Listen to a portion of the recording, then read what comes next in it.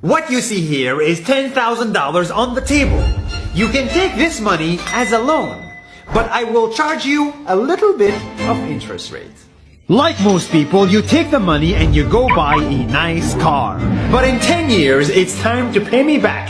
And because of interest rates, now you owe me $20,000 and not 10. You will say, I don't have money to give you.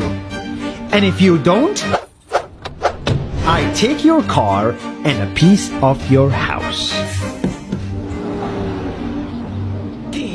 This is how debt works. And after 3 years of traveling the world, I noticed that this is exactly what China is doing.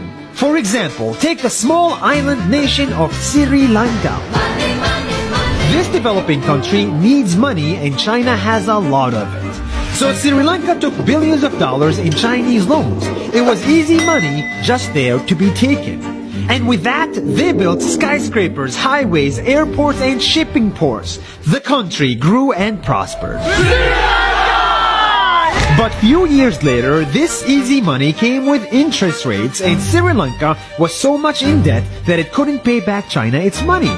And the only way out was to give China control of what they had built. In other words, Sri Lanka lost a piece of its home to China because of debt. This is the Chinese money trap. And it's a real thing I saw all over the world.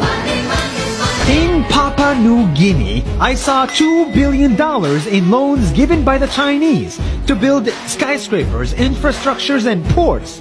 But there is no way this remote developing country can pay it back or its interest rate. And the only way out is to give China control of the country. In the Maldives, Pakistan, Malaysia, Laos, Kazakhstan, Mongolia, Egypt, Kenya, and South Africa,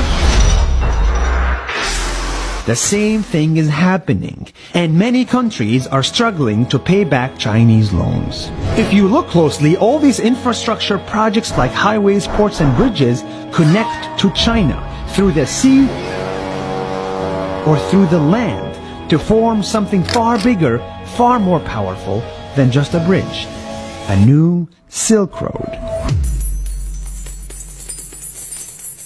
The world is already made by China, and I think slowly it will be owned by China. Don't get me wrong, building bridges, ports, highways, and airports is a great thing for the people and the country, but they come at a very high cost. And when these countries can't pay back the loans, these countries will lose their homes. One thing my parents had taught me is that there's no such thing as a free lunch or a free ride. So if we're not careful with our money or other people's money, then we better start learning Chinese. 下周见。